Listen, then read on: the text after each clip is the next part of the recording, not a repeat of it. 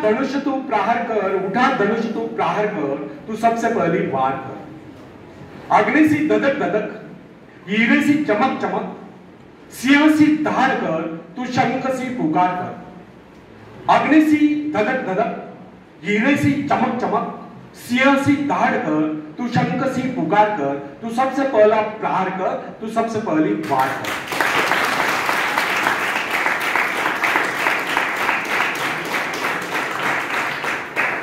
रुके न तू, थके न तू, झुके न तू, थमे न तू। रुके न तू, थके न तू, झुके न तू, थमे न तू, तू सबसे पहला प्रहार कर, तू सबसे पहली वार कर।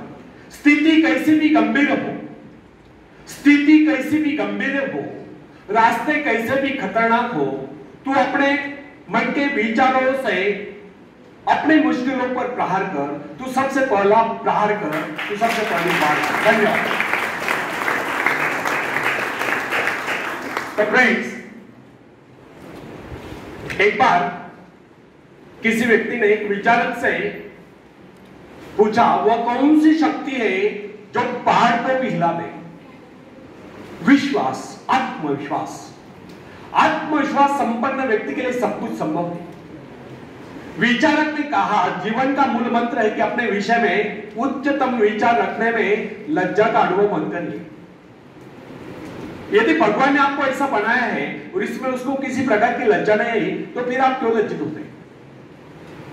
एक युवक था, वह सदा मुस्कुराता रहता था, उसका शरीर दुबला पतला था, इस पर भी वह बड़े से बड़े काम करने के लिए तत्पर रहता था। एक दिन उससे पूछा गया, आप सदा मुस्कुराते क्यों रहते हो?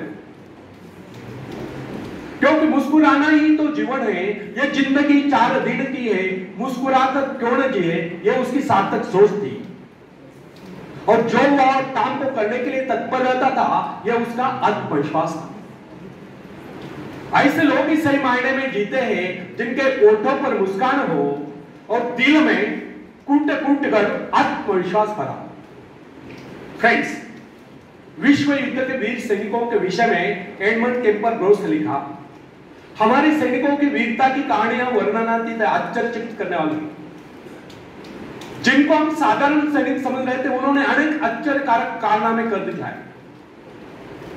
उदाहरण के लिए उस युवक को लीजिए जो अपने स्कूल के दिनों में बड़ा ही ढीला ढाला सा लगता था, अनुपस्थित भी रहता था, जो कभी परीक्षा में उत्तीर्ण नहीं हुआ। उसने जब सेना में भर्ती होने का यत्न किया तो शारीरिक परीक्षा का अवसर पर डॉक्टर ने उसको अयोग्य घोषित कर दिया।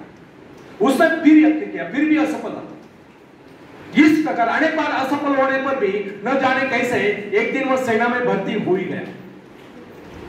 और जब हमने उसको देखा तो हम समझ गए कि कुछ ही दिनों में वो अपने हाथ पैर तुड़ाकर वापस चला जाएगा। बहुत दिनों तक उसके विषय में किससे कुछ नहीं सुना था, किंतु अचानक एक दिन उसके मित्र के पत्र से विदित हुआ, मालूम हुआ कि उसने खाई में पड़े जलते हुए बम को उठाकर उसके फटने से पहले ही दूर फेंक कर खाई वालों के जीवन बचा लिए। इसी प्रकार एक दिन वो भीषण गोलियों के बौछार के बीच में से होकर गुजर गया और वहां से अपने घायल साथी को निकाल कर ले आया। रोज के बाद हमें भी अपने जीवन में अनेक ऐसे लोग मिलते हैं जो कुछ न होते हुए भी बहुत कुछ कर गुजरते हैं। उनमें भले ही दूसरों की अपेक्षा कम शक्ति हो, कम योग्यता हो, परंतु उनमें असीम आत्मविश्वास होता है जो उनको इस प्रकार के महान आश्चर्यकारक कारनामों में सफल बना देता है।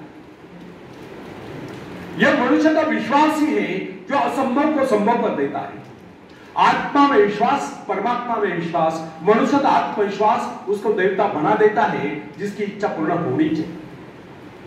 फ्रेंड्स, दुनिया में जितने भी आविष्कार हुए या शोध लगे, जितने भी आविष्कार हुए या जितने भी ऐतिहासिक परिवर्तन हुए, उन सब के पीछे एक ही शक्ति थी, वो शक्ति थी आत्मविश्वास की। ईश्वर ने हमें भय की भावना नहीं, अपितु शक्ति की भावना प्रदान की।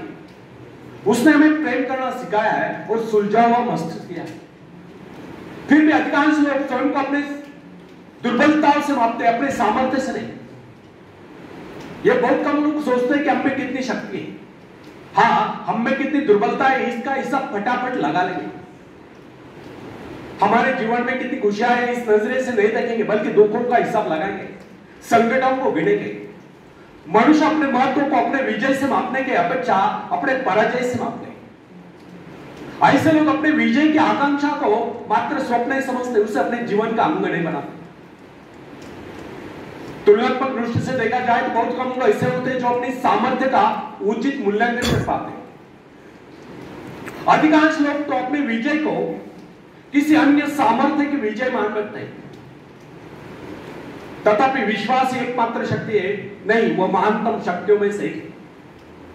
फ्रेंड्स, युद्ध में बंदूक नहीं अपितु तो मनुष्य के भीतर का आत्मविश्वास लड़ता है। शेरपाक पेंसिया ने हिमालय पर विजय प्राप्त नहीं की थी, विजय पाई थी उसके आत्मविश्वास ने।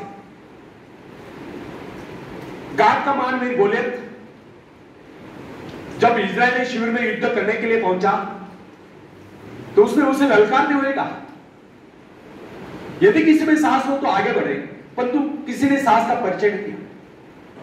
उसकी दूसरी ललकार सुनकर डेविड नाम का एक सैनिक उससे युद्ध करने के लिए आगे बढ़ा। गोलियत डांट रहा था, चिल्ला चिल्लाकर अपनी वीरता का बखान करा। डेविड जब साहस करके आगे बढ़ा तो वहां एकत्रित अनुभवी लोगों ने उसको अनेक प्रकार के शस्त्र पकड़ाए, किंतु उसने उन सबको वापस कर दिया। लोगों ने उसको बहुत समझा कि इसके बगैर वह किस प्रकार लड़ेगा। उसने कहा, मुझे इन शस्त्रों का अभ्यास नहीं, मैं इन्हें नहीं चला सकूंगा, ये मेरे शस्त्र नहीं, मेरे पास अपने शस्त्र हैं जिनके सहारे मैं उससे लड़ूंगा। डेविड ने वे सारे शस्त्र वापस कर दिए, केवल अपनी गुलेल ली और सामने पड़े कुछ कंकर उठा लिए।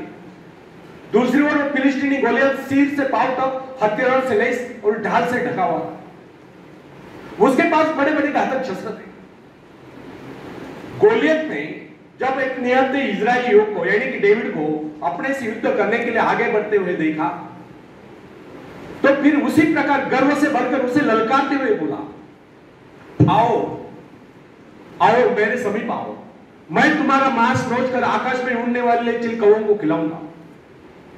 उसकी गर्वोक्ति सुनकर डेविड ने उससे कहा, गोलियत, तुम तो मेरे पास ढाल और तलवार लेकर आए, किंतु मैं तुम्हारे पास उस ईश्वर से विश्वास लेकर आया हूं जिसकी आज्ञा का तूने उल्लंघन कर दिया। वो परमेश्वर जो इजरायली सेना का सेनापति है, आज वही परमेश्वर मेरे हाथों तुझको पराजित कराएगा। उस फिलिस्तीनी के भांति डेविड के पास दिखाने के लिए शस्त्र नहीं थे। उसने किस शस्त्र पर विश्वास जमा कर केवल अपने परमात्मा पर विश्वास जगाया था। उसी विश्वास के आधार पर उसने गोलियत को पराजित कर दिया था।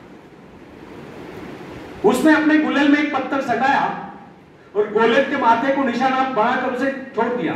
पत्थर लगते ही वो वही जमीन पर लोट पोट उठ गया। यह डेविड के दृढ़ आत्मविश्वास का एक परिणाम था कि सिर से पांव तक हथियारों से लैस गोलियत को उसने धूल चटा दी, केवल एक गुलेल और ईश्वर के प्रति अपने विश्वास के दम पर, अपने आत्मविश्वास के दम पर। विवेकानंद जी भी कहा करते थे, जिनमें आत्मविश्वास है वही आस्तिक है और जिनमें आत्मविश्वास नहीं है वो नास्तिक है। तो इससे सिद्ध होता है कि आत्मविश्वास अनन्य रूप से सफलता की कुंजी है। यदि विश्वास नहीं, भरोसा नहीं तो उपलब्धि नहीं। विश्वास जितना दृढ़ होगा विजय की संभावना उतनी अधिक होगी। हम लोगों में यदि कमी होती है तो केवल आत्मविश्वास की। हम लोगों में यह भावना नहीं होती कि हमारे भीतर जो ईश्वर आत्मविश्वास के रूप में बैठा हुआ है वो संसार की सबसे बड़ी शक्ति है, वो शक्ति हमारी सहायक है। जो व्यक्ति आत्मविश्वास होता है उसके लिए कोई भी कार्य असंभव नहीं होता। जो मनुष्य अपना आत्मविश्वास जागरूक कर लेता है उसकी शक्ति स्वयं दोगुनी हो जाती है।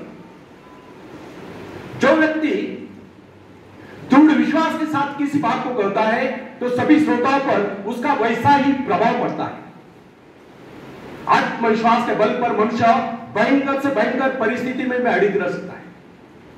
यदि मनुष्य में आत्मविश्वास न हो, न ही उसका परमात्मा की शक्ति पर विश्वास हो, तो वह कितना ही परिश्रम क्यों न कर ले, उसका सारा परिश्रम व्यर्थ ही जाएगा। जो व्यक्ति अविश्वासी होता है समझे कि वह जीवन के नियम के विरुद्ध कार्य कर रहा है, अतः उसका असफल होना निश्चित है। उसको किसी प्रकार की उपलब्धि नहीं मिल सकती। हंसने मुस्कुराने जैसा मामूली कार्य नहीं जिसमें व्यक्ति को जेब से कुछ खर्च नहीं करना पड़ता, बिना आत्मविश्वास के संभव है। आत्मविश्वास के अभाव में ओट भी मुस्कुराने से मना कर देते हैं। फ्रेंड्स, यदि आप जीवन में सफलता चाहते हैं और हंसते हंसते इस जीवन को गुजारना चाहते हैं तो सबसे पहले हमें अपने भीतर आत्मविश्वास जागृत करना होगा। उन दो मनुष्यों में धरती और आकाश का अंतर होता है, जो अनात्मविश्वासी है और जो आत्मविश्वासी है। जो व्यक्ति आत्मविश्वास रहित होता है उसका जीवन कभी ऊपर की ओर उठ नहीं सकता, जबकि जो व्यक्ति आत्मविश्वासी होता है उसका जीवन ऊपर को उठे बिना नहीं रह सकता। संसार में जितने भी महान कार्य जिस किसी ने किए हैं वे सब साहस के आधार पर ही हुए और किए गए। आत्मविश्वास व्यक्ति के शब्दकोश में असंभव शब्द होता है नहीं। जो लोग अपनी शब्दों का अनुमान नहीं लगाते, जिनके जीवन की आकांक्षाएं मात्र खाने पीने तक ही सीमित रहती है, जो ये नहीं जानते कि उन्हें इस धरती पर परमात्मा ने किस कार्य विशेष के लिए भेजा है या उनकी इच्छा कोई कार्य विशेष करने की थी, वे लोग न तो आज तक संसार में कुछ कर पाए हैं ना ही भविष्य में कुछ कर पाएंगे। मेरे पास एक नवयुवक का पत्र है। वो लिखता है, मैंने अब तक कुछ न पाया है ना ही भविष्य में कुछ पाने का आशा रखता हूं। मैं सदा से ही अभागी रहा।